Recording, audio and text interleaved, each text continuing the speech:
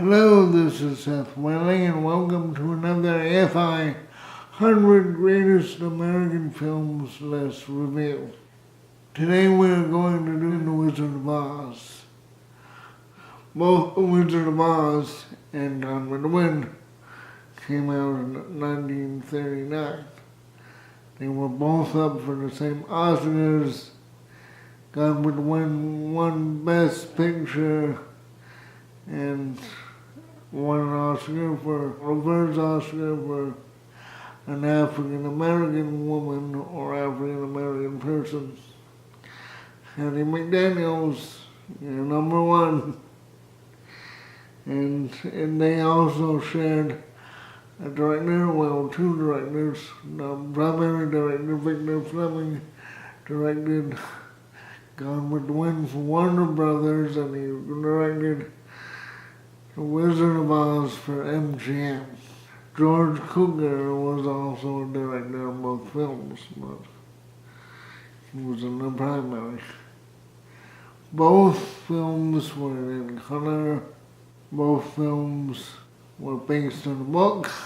Wizard of Oz was based on the Wizard of Oz series by Frank Baum. He did a whole series of books on the Wizard of Oz. This one was just called Dorothy and the Wizard of Oz, because he did a whole history on how the Wicked Witch of the West became the Wicked Witch of the West, and how the wizard became the wizard, and just that it was like Narnia or any of your other fantasy books, but like Narnia, like the Lord of the Rings.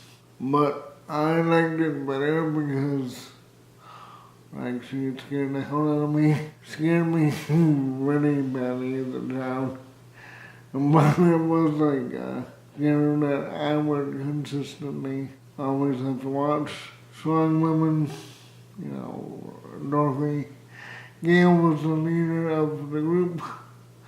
The Tin Man, the Scarecrow, Cowardly Lion, and Toto.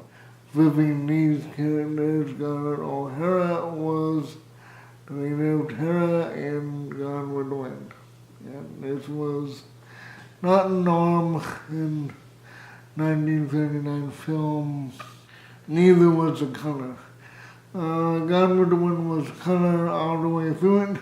The Wizard of Oz was reduced to color just in the quote-unquote dream sequence when Dorothy is in Oz, because the directors and the film makers didn't feel that people would be able to suspend their disbelief if the whole thing was color. They needed some separation between the dream, the fantasy of Oz, and the reality of Kansas. So that's what they did.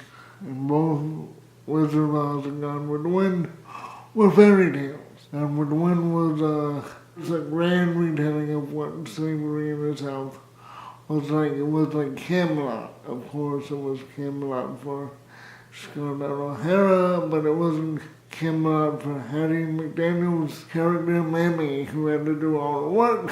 And The Wizard of Oz was a grand fantasy where Dorothy gets overtaken by a tornado, which she survived, but the consequence was she goes into a dream world called Oz. So let's dig into this film. The Wizard of Oz occupies the 6th position in the 1998 list and the 10th position in the 2007 list, directed by Victor Fleming.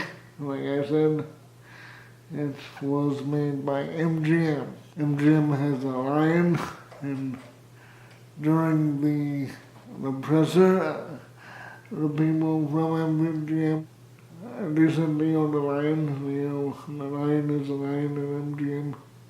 He reserves his deepest, biggest roar for The Wizard of Oz, because, of course, Wizard of Oz has a lion in it, the Cowardly Lion, played by Butler, or James Hetfield.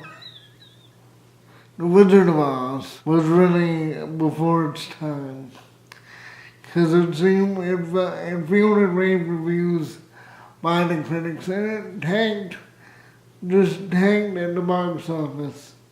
And they spent like $2 million on this film, and they got back maybe $3, so they didn't make much of a profit at all. It was probably the biggest bomb of Metro-Goldwyn-Mayer's existence. MGM is Metro-Goldwyn-Mayer. It's hard to fathom this because nowadays the Wizard of Oz is like everyone knows what it is. Everyone can quote, "I'll get you my pretty Indian old dog too," or "Follow the epic road," or "We represent the lullaby league." You know, there's so many quotes. "A horse of a different color." Just so many quotes and different things you can say about the Wizard of Oz, and all you can say about Gone with the Wind is "Frankly, son, I don't give a damn," which is not even the quote, or "Tomorrow's another day." So it really connected. The reason why it connected is because when the films have a copyright like everything else.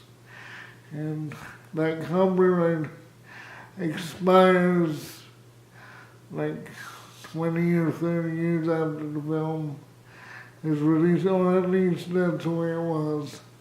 And after the copyright was expired, PBS, I think it was PBS, was the first one to run The Wizard of Oz.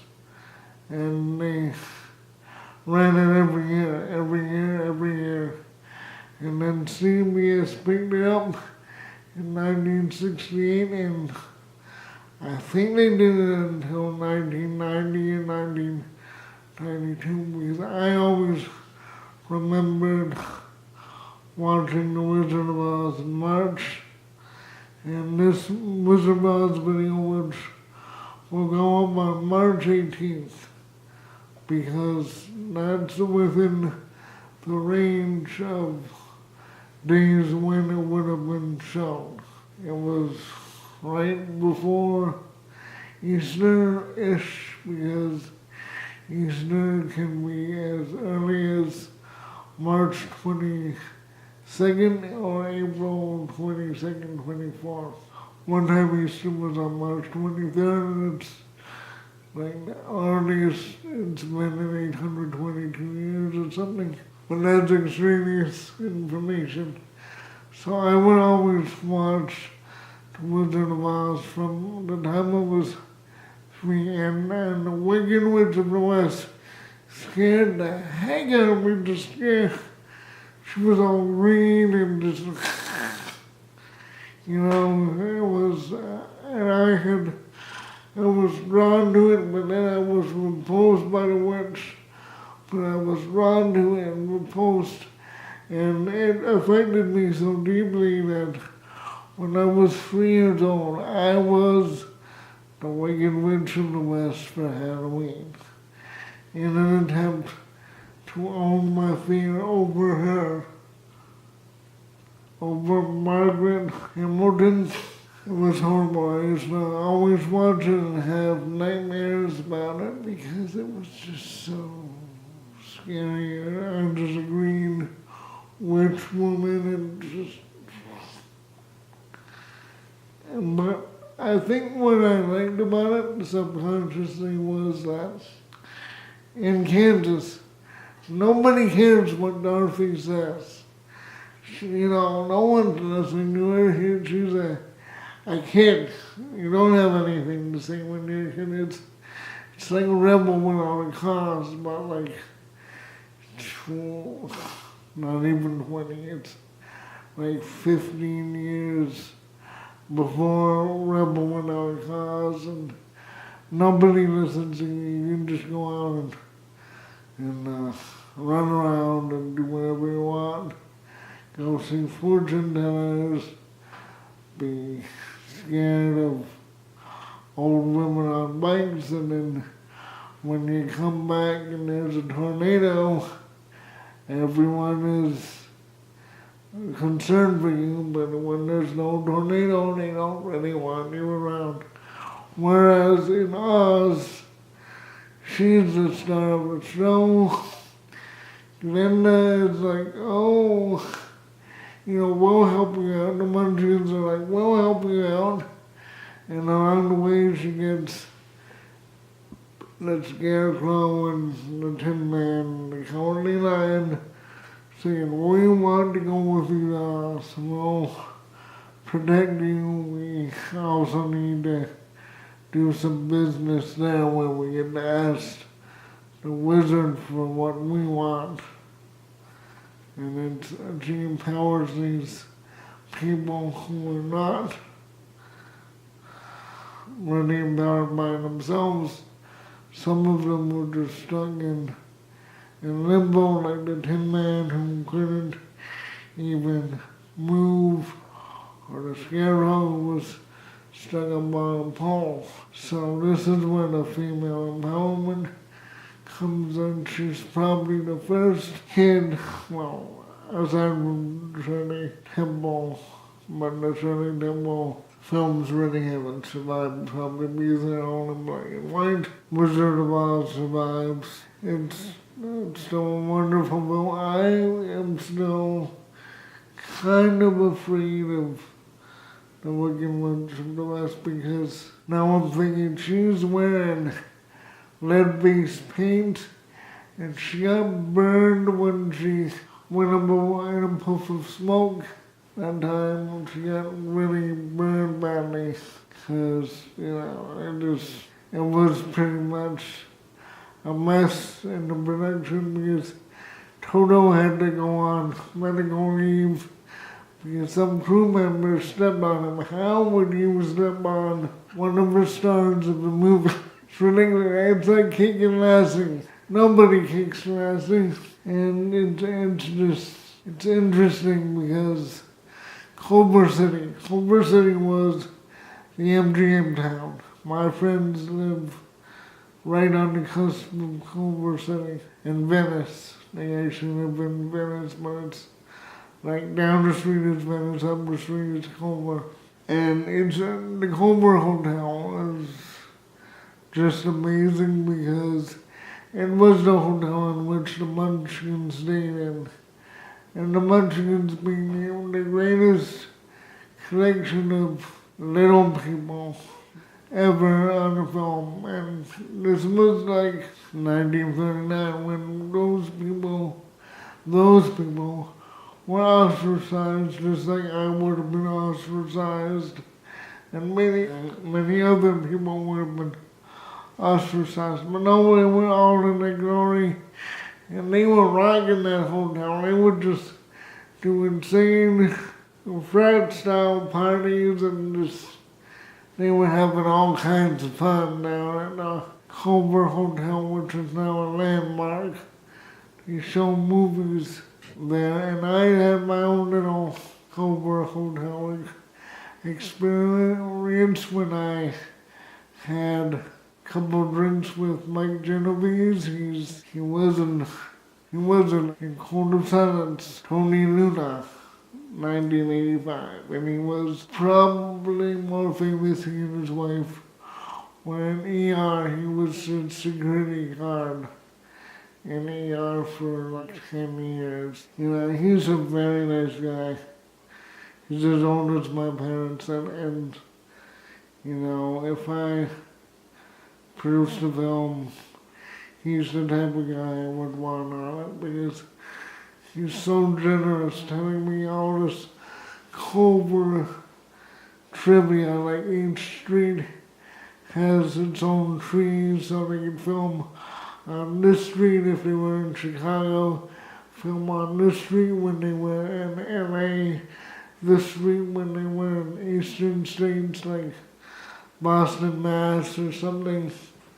It's just really interesting how much of an industry town it was. It's very enlightening for me to be the movie buff like I am, and I get this inside information just from an actual actor who's done stuff. I saw Code of Silence in 1985, so you know how old I am. And I remember who Tony Nuna is. I saw a couple episodes of ER because we don't get NBC living out in the country. But, it was an experience. So back to the Wizard of Oz, it didn't win Picture of the Year because that one went to Gone with the Wind. It won Song for Someone Over the Rainbow, and you probably heard his version because how could that song not win? Because it's an amazing song. This is the power of TV. The power of TV can take a good film, a great film that was way before its time and just blow it up huge, find an audience, and then the audience is eternally grateful, and now everyone idolizes the Wizard of Oz, Dorothy Line, even James Hetfield. That's my own personal joke because in the 80s, James Hetfield looked like me cowardly lion. If I find a picture, I'll put it up here. So, I really have a love-fear thing going with the Wizard of Oz, but it is a great film, and it's probably my favorite fantasy-ish film that's not sci-fi because I don't really like fantasy because I don't like British fantasy and Lord of the Rings, Harry Potter, Lion, Witch and Wardrobe, all of them seem the same, and to me this one seems different, or it's just the fact that it was so ingrained in my youth that I didn't really realize it was fantasy, and I had no choice to not like it because it came into my life before I knew what it was. And it's even Elton John's first hit song in 1969, Goodbye Yellow Brick Road. So that's how deep this film runs in our culture. And that is why you should see it. And, it won't take you all day like Gone with the Wind, and it's still very relevant to use with, well, of course, and I have to also mention Dark Side of the Moon by Pink Floyd. That's all about the Wizard of Oz. And it can be simple as you want or as complex as you want. My 11th grade English, humanities teacher, Dan Henry, he wouldn't let his kids watch it because it's too psychologically scary. And I'm down with that because it did scare the hell out of me when I was a kid. But also it intrigued me and I wanted to see it again and have the same nightmares over and over and over again. It's a Broadway play, Wicked. It's just worthy of a watch. But I would caution it for little kids. Yeah, caution it for little kids because who knows, they'll maybe grow up to be a film buff like me, and you wouldn't want that. Just kidding, you know what to do with your kids. You should preview it and then you'll know what they can and cannot handle. For being a kids film with kids issues. It's really about adults issues. Presented right, it's fun for the whole family.